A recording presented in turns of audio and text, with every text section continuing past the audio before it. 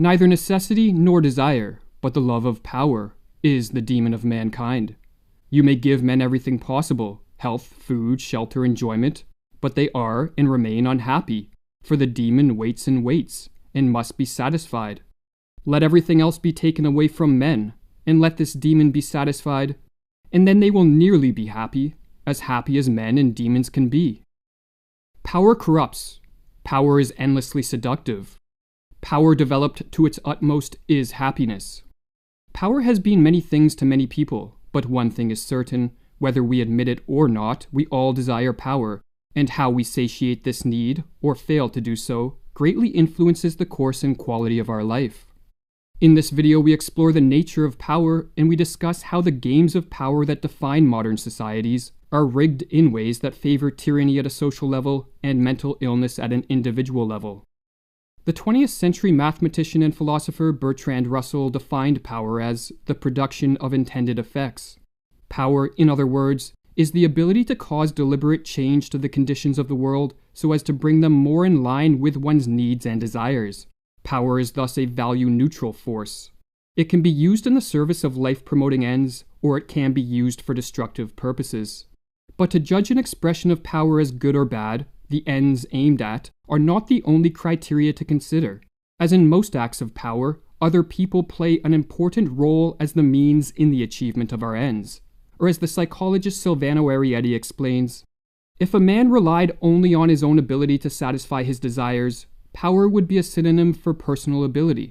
Any achievement would be the result of one's performance, but this is seldom the case. In order to bring about intended effects, people need other people. They must exert an influence on them so that the latter will help attain the desired results. Influence over others can take immoral forms, such as through the use of force, domination, coercion, or manipulation. But we can also influence people in value-positive ways, such as through an appeal to truth, the setting of a good example, or by making others aware of how their interests align with ours. While each of us has the ability to choose the ends we aim at and the means we use to attain our ends, what is not under our control is our desire for power. For power is among the most fundamental of our needs, or as Nietzsche explains, every animal instinctively strives for an optimum of favorable conditions under which it can expend all its strength and achieve its maximal feeling of power. Every animal abhors, just as instinctively, every kind of intrusion or hindrance that obstructs or could obstruct this path to the optimum of power. The ability to express power promotes survival in a world full of threats, and it helps create a life worth living in a world that can bog us down with suffering and boredom. It is the ultimate antidote to what Carl Jung calls the eternal experience and the eternal problem of mankind, namely, our helplessness and weakness, and thus power is needed if we are to flourish. Without power, we stagnate. With power, we venture out into the world in active pursuit of what we need and want. We can deny our will to power, or our will to power can be crushed by external forces. But as Jung notes, when an impulse as strong as our will to power is thwarted, we suffer. We may be able to suppress an impulse, but we cannot alter its nature. And what is suppressed comes up again in another place in altered form, but this time loaded with a resentment that makes the otherwise natural impulse our enemy. While our desire for power is rooted deep within our nature, power differs from our other biological needs in that it is not self-limiting. Too much food or drink produces illness, too much sex produces disgust, and we can only sleep for so long before our body forces us to wake. But as Arietti explains in his book The Will to be Human, the drive for power is potentially endless and boundless. Some people in search of power cannot conceive any limitation to it. Such people as Alexander the Great and Napoleon could have had all the wealth and sex they wanted in the early period of their political life, but they continued to seek more and more power. That mankind's thirst for power is for all practical purposes limitless presents a problem. For while each of us needs a modicum of power to properly function, and while power is the force that leads to the achievement of great feats, too much power, especially when expressed in the social or political realm, can easily corrupt.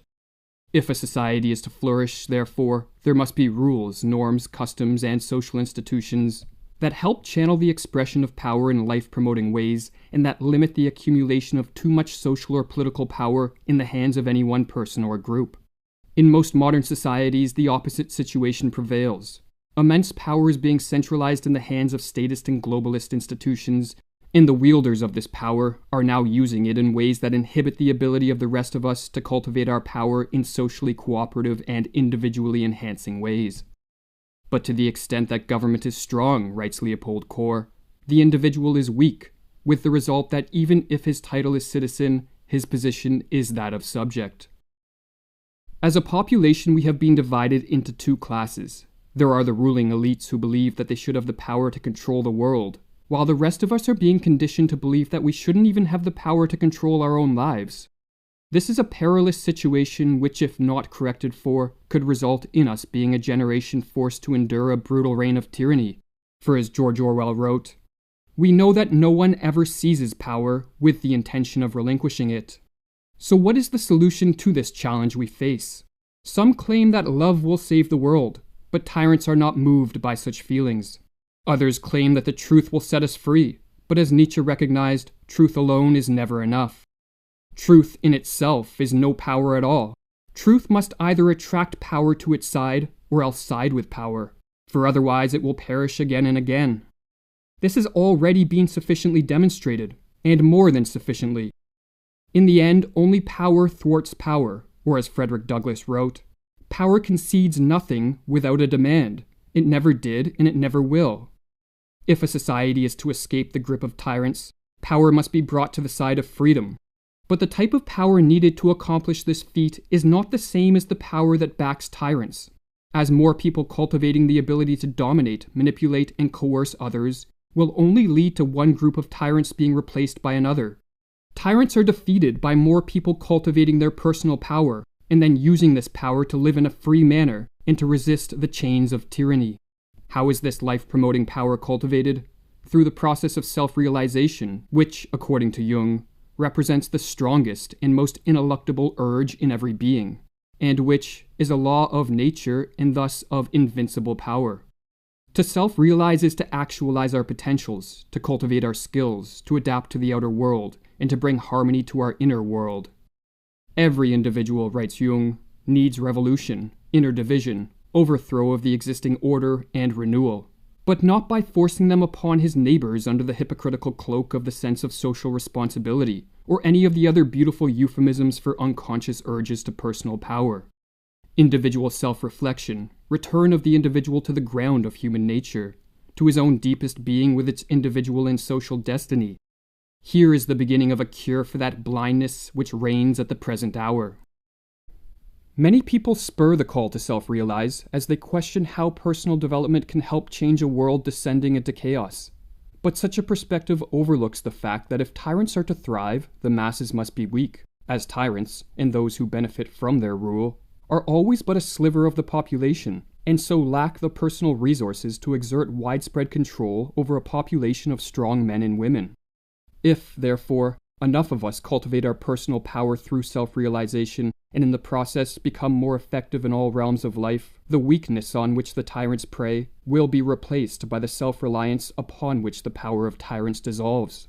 Each of us who reclaims the power to control our own life is one less person tacitly supporting tyranny. And when enough of us take this step, a peaceful transition to a freer world becomes possible.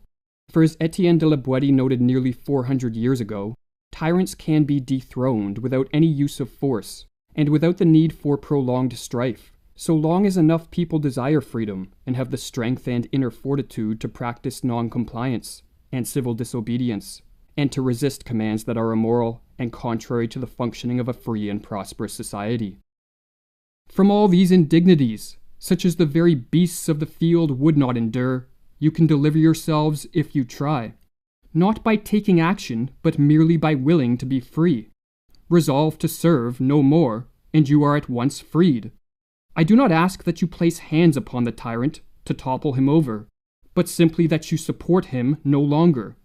Then you will behold him, like a great colossus whose pedestal has been pulled away, fall of his own weight and break into pieces.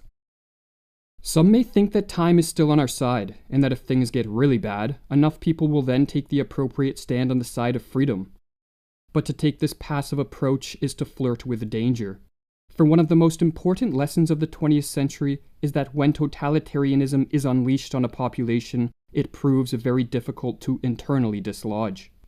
Unless we are vigilant in protecting our freedoms, they will be taken from us, for as Voltaire noted, so long as the people do not care to exercise their freedom, those who wish to tyrannize will do so.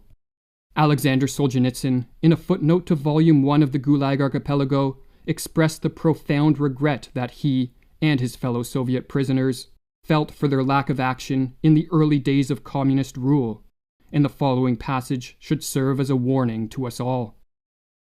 If we didn't love freedom enough, and even more, we had no awareness of the real situation.